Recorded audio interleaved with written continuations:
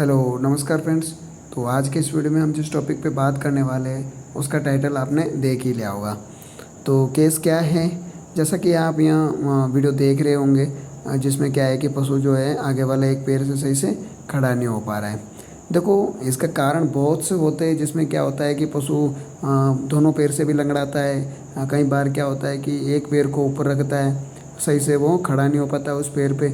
उसमें कारण बहुत से होते हैं, जिसमें मोस्टली होता है कि कार्पल हाइग्रोमा, जो कि फर्श पर बंधे रहने पर और 24 घंटे फर्श पर ही जो है बंधे रहने के कारण जो है उनके घुटनों में पानी भर जाता है। और एक समय ऐसा आता है कि वो पानी जो है एक मवाद का रूप ले लेता है, और जब उसको हम नीडल से बाहर निकालते हैं तो आप देख सकते हो एकदम वाइट ब्लड जो है उसके घुटनों से बाहर निकलते हैं। तो यह भी कारण होता है जिसमें पशु के घुटनों में सूजन आ जाती है और पशु पैर से लंगड़ाता है। लेकिन ऐसा इस भैंस में नहीं है। इस भैंस का क्या हुआ कि अपने ही साथ बंध रही किसी अन्य भैंस के साथ इसका झगड़ा हुआ। तो क्या हुआ कि यह जो है उस दौरान गिर गए थे, जिस वजह से इसके पैर में चोट आई, और उसी चोट की वजह से जो है यह सही से अब खड़ी नहीं हो पा रही थी।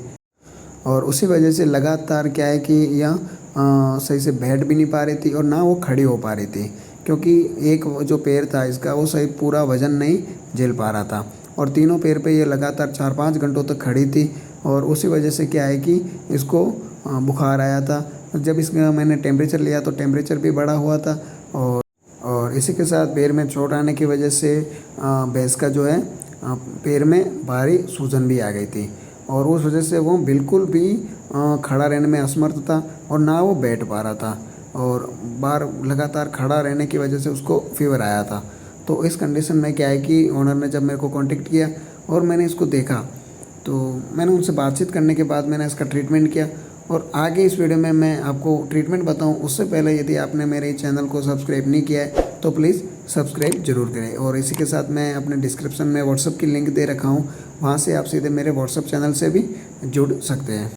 पशु की इस प्रकार की कंडीशन देखने के बाद मैंने इसका उपचार किया, और ट्रीटमेंट के में मैंने इसको इंजेक्शन आइसोफ्लू दिया था, जिसमें आइसोफ्लूप्रिडोन एसीटेट जो सोल्ट रहता है वो इंजेक्शन मैंने इस पशु को दिया था, जिसकी डोज रखी थी मैंने 15 ml।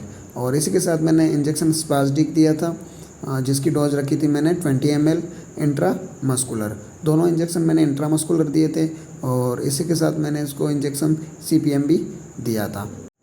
पशु का खाना पीना अच्छा था, पशु 3 पैरों पे खड़ा था, उसके बावजूद भी पशु फीवर भी था उसको, लेकिन वो खाना पीना कर रहा था। उसको दिक्कत बस ये घुटने वाली थी, इसलिए मैंने इसको किसी प्रकार का विटामिन का मल्टीविटामिन कोई भी एनोरेक्सिया से संबंधित जो इंजेक्शन होते वो मैंने एक भी इंजेक्शन नहीं दिया।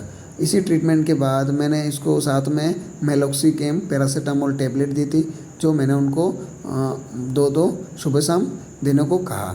उसके बाद क्या है कि ट्रीटमेंट के लगभग मैंने ओनर को फ़ोन किया था, तो उन्होंने बताया कि ट्रीटमेंट के लगभग शाम, तो मैंने लगभग 1 बजे तक मैंने जो ट्रीटमेंट किया था, और शाम को 6 बजे तक जो है ओनर बता रहे थे कि पशु जो है अपना पैर सही से अब ज़मीन पे टिका रहा है। ज़्यादा बेटर नहीं, लेकिन पहले वाले से बेहतर हो अब इसकी कंडीशन हो गई है, और वो सही से अब खड़ा हो पा रहा है।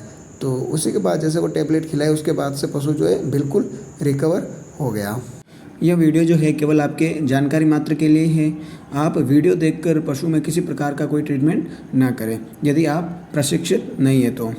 यदि आप इसी प्रकार के आपको पशु में भी इस प्रकार के यदि आपको देखने को मिलता है तो आप अपने डॉक्टर से परामर्श जरूर लें, उनसे एक बार बातचीत करें, केस हिस्ट्री बताएं, उसके बाद ही जो इंजेक्शन है पशु में उपयोग करें। बाकी जो ट्रीटमेंट मैंने अभी इस पशु को दिया है वो बिल्कुल प्रेगनेंसी सेफ है। बाकी बस ध्यान ये रखना है कि बार बार हमें जो है ये एंटी हिस्टामिन जो CPM आता है वो हमें बार बार या फिर ओवरडोज पशु को नहीं देना चाहिए। बाकी यदि आप वेटनरी से संबंधित सारी मेडिसिन के बारे में यदि जानकारी लेना चाहते हैं तो मेरे चैनल में एक प्लेलिस्ट बनी हुई है, जिसमें मैंने 50+ इंजेक्शन के बारे में रिव्यू दे रखा है। वहाँ से आप इंजेक्शन के बारे में संपूर्ण जानकारी प्राप्त कर सकते हैं। इसी के साथ वेटनरी बोलस के बारे में भी बता रखा है, तो संपूर्ण जानकारी आपको वेटनरी से संबंधित ये चैनल पर मिल जाएगी। तो फाइनली आपको ये वीडियो कैसा लगा कमेंट करके जरूर बताएं, और भी इसी तरह के वीडियो देखने के लिए मेरे चैनल को सब्सक्राइब जरूर करें। धन्यवाद।